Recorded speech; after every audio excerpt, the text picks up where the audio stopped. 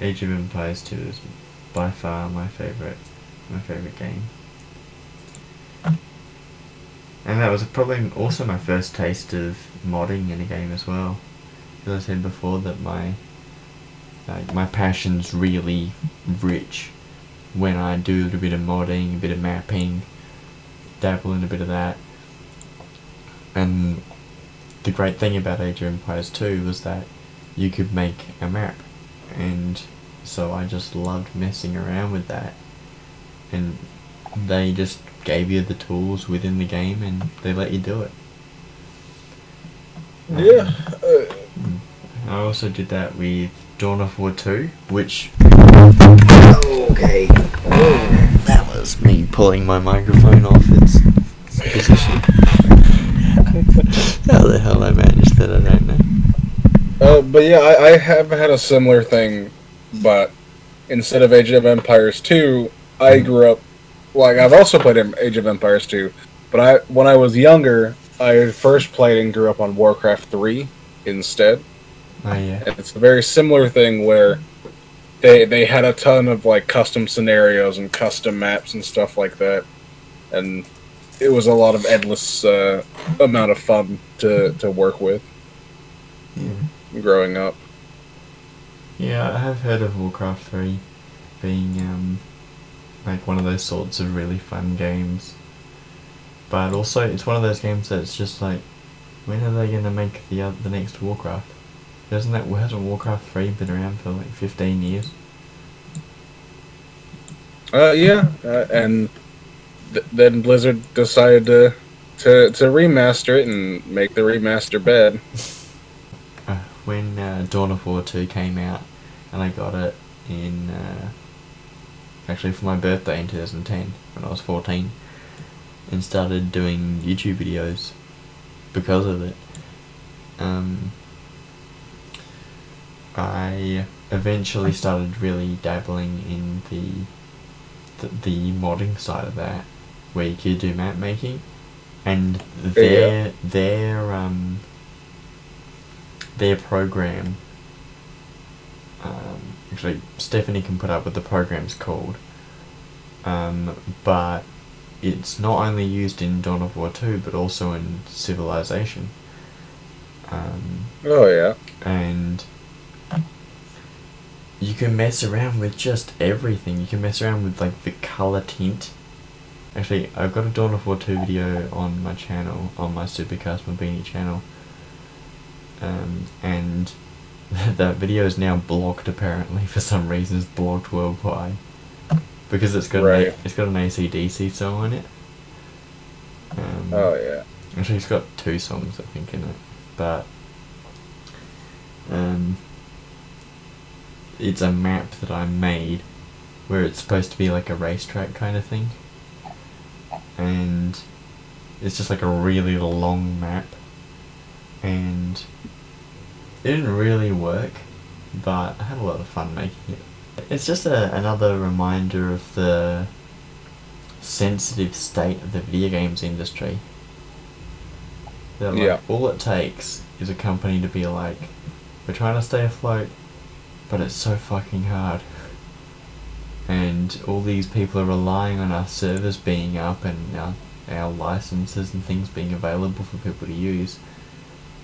And we just cannot do it. And there's very few major leaders in the video games industry, I find.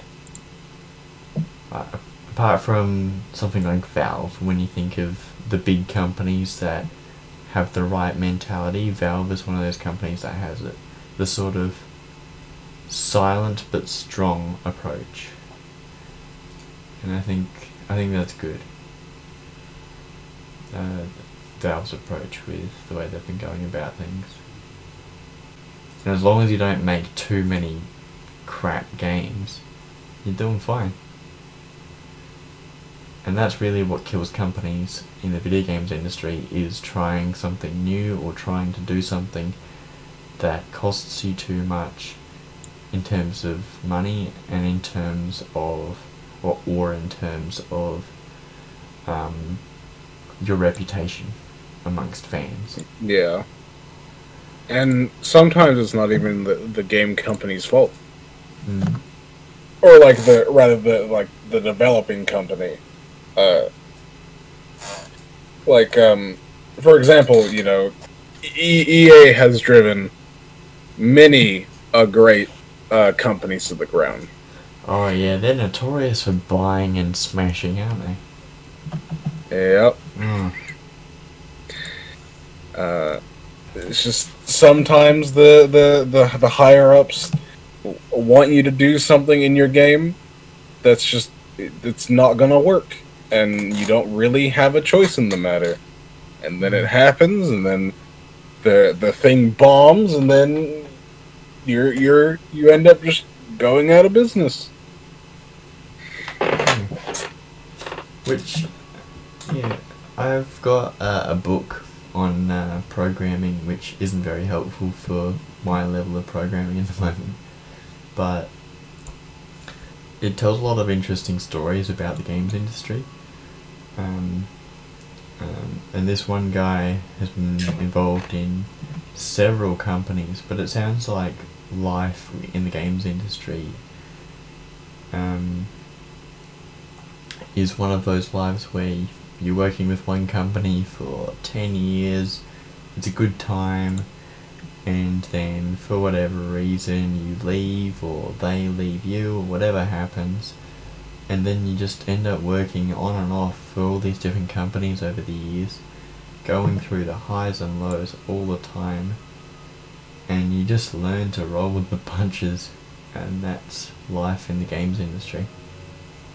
So when did the dream die for you, Frank? I'm not sure when exactly, but the reason it died out is just I kind of just it's not the same thing as burnout, but it's more so like I just started feeling that like I wouldn't improve in it, or that I couldn't like fully comprehend the coding language. It was more so just weak mental and just ending up giving up before getting too far into it. Yeah, that's definitely a factor in how I've struggled to chase it. Like for the last, like in 2000, was it 2000? It was 2012, and that was the year that we first recorded our Minecraft series for Same Industries. And one of the things that happened that year was, obviously, I wasn't allowed to play video games, but I was part of a group for school to make a video game, and I was one of the lead members of the group just because of how passionate I was. And so that was one of those things that made me think, this is where I belong. This is what I have to do. I am so at home with doing it, and I clearly have the right approach to it.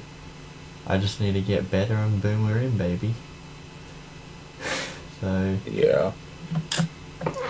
But then after I left school, it became, oh, you've got to chase a different dream, because this one doesn't make any money because you're not doing it.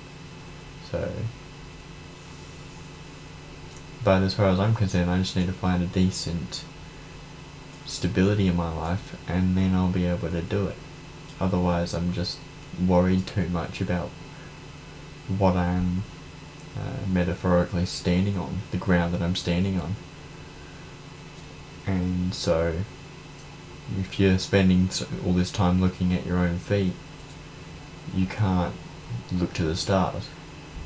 Yeah.